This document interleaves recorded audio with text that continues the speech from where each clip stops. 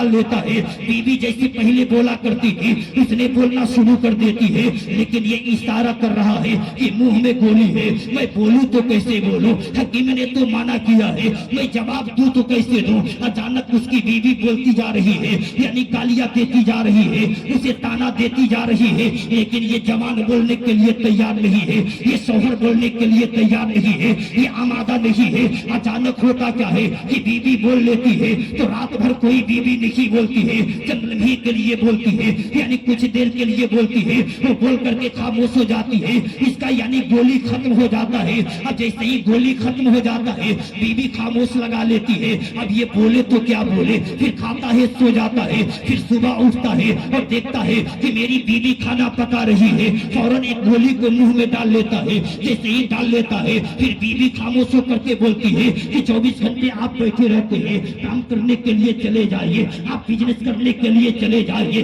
आप मुलाजिमत करने के लिए चले जाइए। फौरन गोली को मुंह में डाल लेता है, अपने गोली को बंद कर लेता है और प्रदेश को यानी वापस चला जाता है, किसी बस्ती में चला जाता है। फिर उस तरीके से एक दिन गुजरा है, दूसरे दिन गुजरा है, फिर शाम में पलट करके आता है। बीवी सोचने लगती है कि आखिर 2 दिन हो गया लेकिन मेरा शौहर पलट करके जवाब नहीं देता है, मेरा शौहर आखिर मैं कुछ भी कहती हूँ लेकिन जवाब देता क्यों नहीं है, आखिर वजह क्या है। लगता है मेरा शौहर यानी दिमागी हालत यानी उसका कमजोर हो गया है, लगता है उसके दिल के अंदर कोई तबीयत खराब हो गई है, लगता है वो बीमार पड़ गया है, लगता है किसी गम के अंदर मुब्तला हो गया है। और न कल का आलम ये था कि जब मैं एक बोलती थी तो जो वो मुझे पिटाई किया करता था, वो मुझे अजियतें दिया करता था, वो मुझे सताया करता था, लेकिन आज गाली भी नहीं देता है, आज बोलता भी नहीं है। आखिर ये माजरा क्या है। अब रात की तन्हाइयों में चली जाती है, शौहर के जुबान के अंदर गोली है, वो बोले तो कैसे बोले। अब यानी पांव पकड़ लेती है और कहती है मेरे सरताज आज बता दिया जाए, आज 2 दिन हो गया है, आज तीसरे दिन है, लेकिन आज 3 दिन से आप बोल नहीं रहे हैं, मैं कुछ भी कहती हूँ लेकिन पलट करके जवाब नहीं दे रहे हैं। आप बताइए हुआ क्या है, आपकी तबीयत कैसी है, आपका मिजाज कैसा है, आपको लग रहा है कि कोई टेंशन है, आप किसी बीमारी के अंदर मुब्तला है, मेरे सरताज बता दिया जाए। ये शौहर कहता है कि मुंह में गोली है, मैं बोलूंगा नहीं। ये और हैरत में हो जाती है, ये क्या कह रहा है। जैसे ही कहती है कि मेरे सरताज बोल तो दो, यानी जवाब तो दो, कुछ भी तो कहो। ये कहता है, इशारे से बताता है कि मेरी मुंह के अंदर गोली है, मैं बोलूं तो कैसे बोलूं, मेरी मुंह के अंदर गोली है। अब ये बीवी परेशान हो जाती है, यानी कदमों के अंदर गिर जाती है और गिर करके अर्ज करती है कि मेरे सरताज, हे मेरे शौहर, हे मेरे शौहर, मैंने अपनी बोलियों को बंद करती हूँ, मेरी तो यानी मैं तौबा करती हूँ, मैं गुनाहों से माजरत मांगती हूँ। मेरे सरताज आज से बोलिए, आज से मैं कसम खाती हूँ कि आप कुछ भी कह दीजिएगा, फिर पलट करके जवाब मैं नहीं दूंगी, फिर पलट करके मैं उसका जवाब नहीं दूंगी। उसने शौहर ने गोली को घोर यानी गोली को खा जाता है और फिर अर्ज करता है कि मेरी बीवी सीने से लगाता है और अर्ज करता है कि आज 40 साल के बाद तू आज बोली है, मैंने इस बोली के बोलने के लिए कई हजार हकीम को मैंने दिया था, वो 40 दिन तक के लिए दवाई दिया था कि 40 दिन अगर खाओगे, 40 दिन इस गोली को अपना लोगे तो तेरी बीवी नहीं बोलेगी। मेरी बीवी 40 दिन की बात तो दूर है, आज 3 दिन में तू सुधर गई। वो हकीम इतना अनमोल है कि सारी दुनिया की दवा एक तरफ और उस हकीम का दवा एक तरफ है। उस हकीम के करीब चला जाए, बीवी को लेता है और पलट करके चला जाता है, हकीम के कदमों पे गिर जाता है और अर्ज करता है हकीम साहब को दवा बता दिया जाए, आपने कौन सा दवा दिया जो खाने के बाद मजा भी आया करता था और उसमें इंटरेस्ट भी था।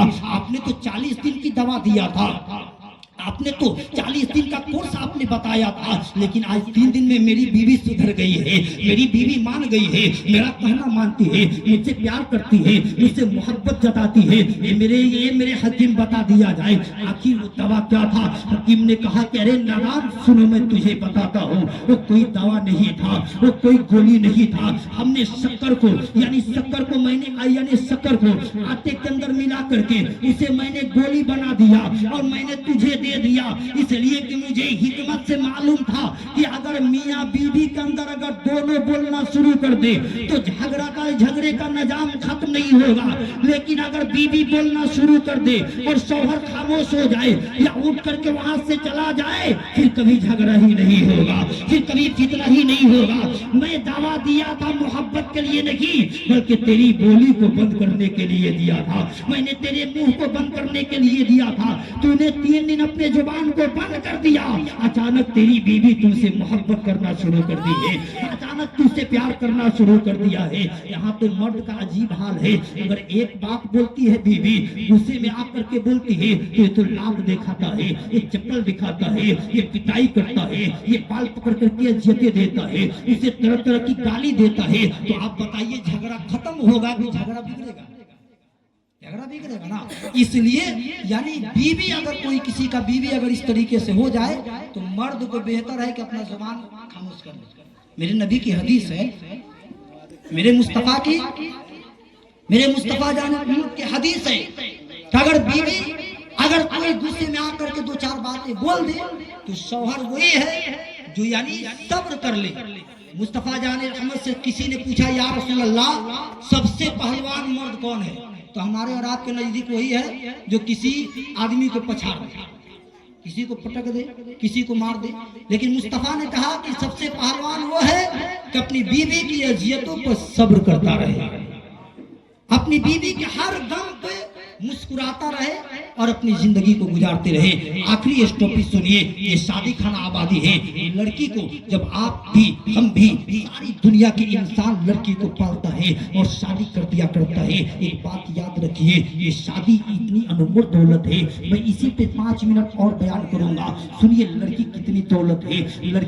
लड़की जब किसी के घर में पैदा होती है, अल्लाह के नबी इरशाद फरमाते हैं कि जब तेरे घर में कोई लड़की आती है, अल्लाह की रहमतें उतार दिया जाता है। अल्लाह ताला अपना खास रहमतें उतार देता है। और वो लड़की सिर्फ उस वक्त तक रहमतें नहीं, बल्कि अगर वो अपने दुल्हन बन करके किसी शौहर के अपना घर चली जाती है, किसी अपने यानी ससुराल चली जाती है, तो अल्लाह ताला उसके साथ साथ उसके घर में भी रहमतों को बारिश अता कर देता है, उसके घर में रहमतों का नुज़ूल करने लगता है। ये लड़की अनमोल दौलत है। ये लड़की का क्या हमने समझा है, आओ मैं तुझे बता रहा हूँ। आप जानते हैं कि बेटी को किस तरीके से लोग पालते हैं। बेटी को इसीलिए कहा गया, मेरे नबी ने इरशाद फरमाया कि तेरे पास अगर एक बेटी है, तेरे पास अगर 2 बेटी है, अगर तेरे पास 5 बच्चे हैं, अगर तेरे पास 2-4 बच्चे हैं, तो सबसे पहले अगर परदेश से आओ, किसी मिठाई लेकर के आओ, कोई चीज लेकर के आओ, तो पहले बेटों को ना दो, सबसे पहले अपनी बेटियों को दे दिया करो।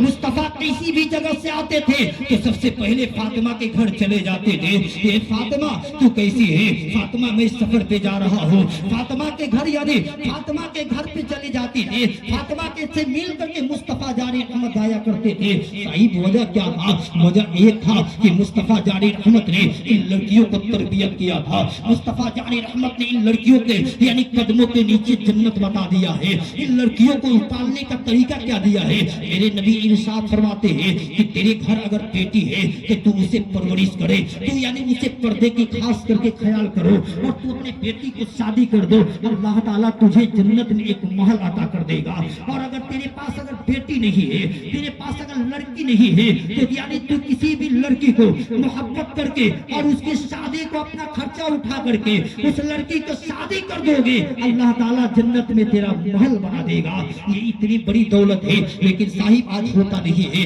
आओ मैं जवानों में तुझे बात बता रहा हूँ। आज देखा जाता है सारे लोग जितने लोग आए हैं यहाँ, जितने लोग आए हैं, हमको उम्मीद है अपने भारत में मैं बोलता हूँ और कहा भी करता हूँ, जितने भी मजमे होता है कई हजार के मजमे के दरमियान मैंने इम्तिहान ले लिया है और पूछा भी है साहिब इतने लोग जितने लोग आए हैं, कुछ लोग निकाह करके आए हैं, कितने लोग शादीशुदा है, हम लोग शादीशुदे हैं, लेकिन आप अपने सीने से कभी आप रात की तन्हाइयों में सीने पे हाथ रख करके पूछिए कि आपने जो महर के यानी जो आपने निकाह किया था, आपने जो महर का पैसा यानी बीवी के साथ जो महर का पैसा आपने कबूल किया था, आपने समाज में कहा था नानो नफका यानी नानो नफका के साथ आपके महरदन इतने पर बांधा जाता है, आपने कबूल किया। हम लोग कहा करते मैं कबूल करता हूँ, मैं कबूल किया। तो साहिब इसका माना क्या है कि खाना भी फ्री में, पैसा भी फ्री में, मकान भी फ्री में, रोटी भी फ्री में, भात भी फ्री में, यानी जेवर भी फ्री में। औरत का पूरा खर्चा मर्द के ऊपर है।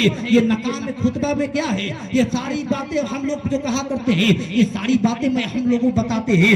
जवान तू यानी कबूल कर ले, तू यानी लोगों के सामने इकरार कर कि यानी मैं यानी महर का रकम मर्द के जी में है, खाना के जी में मर्द के अंदर जी में है, यानी औरत का लिबास मर्द